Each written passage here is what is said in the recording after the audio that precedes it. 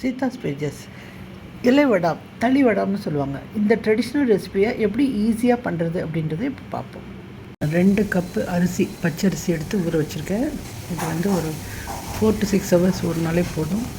இதை நான் ஒரு மூடி போட்டு மூடி வச்சுட்டு திருப்பி வந்து காட்டுறேன். இதை அரைச்சிட்டு வந்தாச்சு. இதை பாருங்கள், இதில் இப்படி போட்டிங்கன்னா இப்படி வரணும். இவ்வளோ தான். இந்த அளவுக்கு நைஸாக அரைச்சிடுங்க.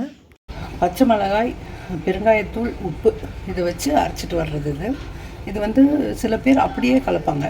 எனக்கு வந்து குழந்தைங்க சாப்பிட்றாங்கன்றதுனால பச்சை மிளகாய் கிடச்சா கஷ்டம் அப்படின்றதுனால நான் இதை வந்து வடிகட்டிடுறேன்.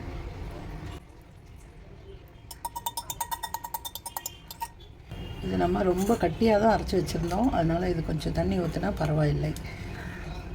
ரொம்ப தண்ணி ஆக்கிடக்கூடாது, அதெல்லாம் பார்த்துக்கணும். நம்ம பச்சை மிளகாய் உங்களுக்கு விருப்பமான, உங்களுக்கு காரம் வேணும்னா வச்சுக்கோங்க, இல்லைன்னா ஒரே ஒரு மிளகா வச்சு அரைச்சி போட்டால் கூட போதும். நீங்கள் வடிகட்டாமல் அப்படியே போட்டுக்கலாம், வடிகட்டலாம்.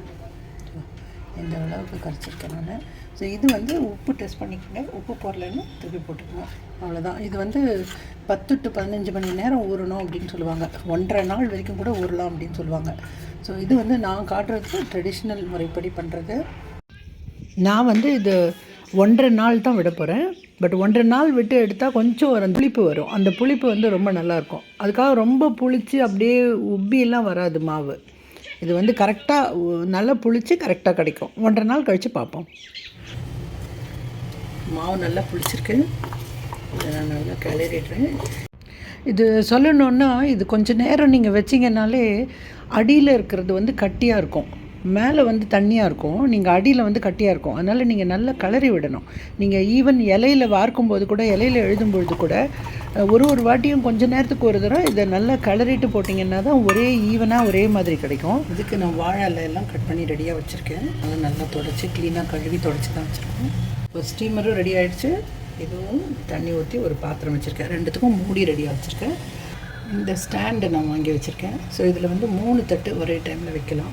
இது ஸ்டீமரில் 1 இல்லைன்னா 2 அவ்வளோதான் வைக்கலாம். இங்கே தண்ணி கொதிக்குது. இப்போ நான் முதல்ல ஒரு வாழை இலையை அதில் போடுறேன். இது இழைக்க முடிஞ்சால் அப்படியே இழைச்சிடுங்க. இழைக்க முடியலன்னு சொன்னால் இதில் நீங்கள் காட்டுறேன், அப்படியே பண்ணிங்கனாலே இது ஸ்ப்ரெட் ஆகும். இப்படியே கூட நீங்கள் ஸ்ப்ரெட் பண்ணலாம்.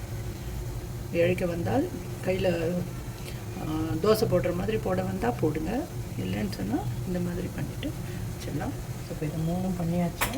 ஸ்டாண்டில் வைக்கிறேன். எல்லாத்தையும் 3த்தையும் வச்சு அட் அ டைம் வச்சு இந்த பாத்திரத்தில் வச்சு மூடுவேன். கையில் எடுத்திருக்கேன். ஸோ இது அப்படியே போடுறேன்.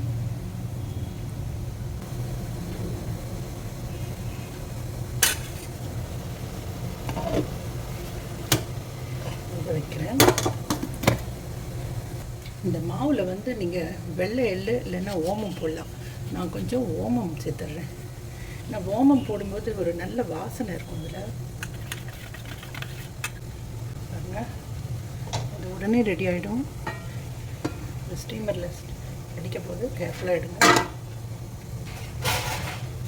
பாருங்கள், இது நீங்கள் அப்படியே எடுத்தால் அப்படியே வந்துடும்.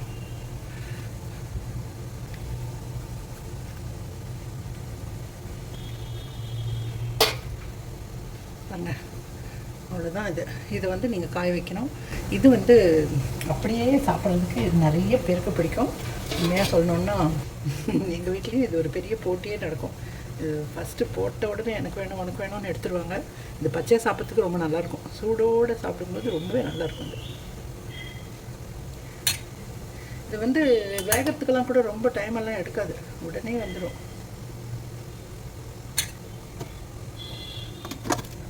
இதுவும் ஆவி அடிக்கும், டக்குன்னு எடுத்துடணும். ஸோ இதையும் பாருங்கள், அதிலேருந்து எடுத்திருக்கேன். அது ரவுண்டாக இலையை கட் பண்ணி போட்டேன் நான். ஒன்று எடுத்துட்டிங்கன்னா அப்படியே எடுத்திங்கன்னா அப்படியே வந்துடும். அவ்வளோதான்.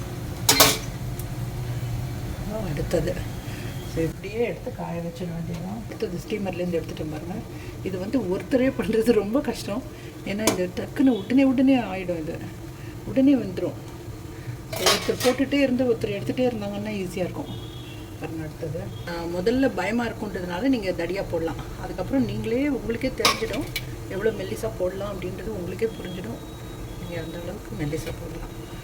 அடுத்தது இதே மாதிரி மாவு ஃபுல்லாக நீங்கள் போட்டு எடுக்கணும். இப்போ எடுக்கிறதெல்லாம் பாருங்கள், இந்த மாதிரி ஒரு ட்ரேயில் நான் வைக்கிறேன். இதெல்லாம் வச்சு காய வச்சுட்டு நீங்கள் வெயிலில் வச்சிங்கன்னா உங்கள் வெயிலை பொறுத்து 1 நாளோ 2 நாளோ எல்லாத்தையும் போட்டு காய வச்சு எடுத்துடணும். வெளியில் பால்கனியில் காய வச்சுருக்கேன். ஆனால் என் நேரம் இன்றைக்கி வெயிலே இல்லை. இது நல்லா காஞ்சிடுச்சு.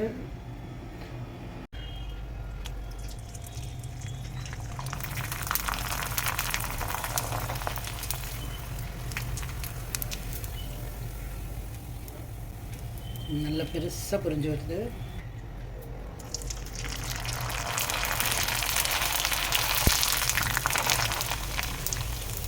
இது நான் ரொம்ப புளிச்சிட்டு பண்ணதுனால அந்த புளிப்பு தன்மையும் ரொம்ப நல்லாயிருக்கு. நான் இப்படியே காட்டுறேன், அவ்வளோதான். நான் பாருங்கள் ஃபுல்லாக புளிஞ்சிட்டு பாருங்கள். செய்து பாருங்கள், கட்டாயமாக எல்லாருக்கும் பிடிக்கும். இந்த வீடியோ இவ்வளோ நேரம் பார்த்த எல்லாருக்கும் நன்றி. இந்த வீடியோ உங்களுக்கு பிடிச்சிருந்ததுன்னா இதுக்கு ஒரு லைக் கொடுங்க. இதை மற்றவங்க கூட ஷேர் பண்ணிக்கோங்க. சேனல் இது வரைக்கும் சப்ஸ்கிரைப் பண்ணாமல் பார்த்துட்ருக்கவங்களா இருந்தால் தயவுசெய்து சப்ஸ்கிரைப் பண்ணுங்கள். நன்றி. மீண்டும் வேறு ஒரு வீடியோவில் சந்திக்கிறேன். வணக்கம்.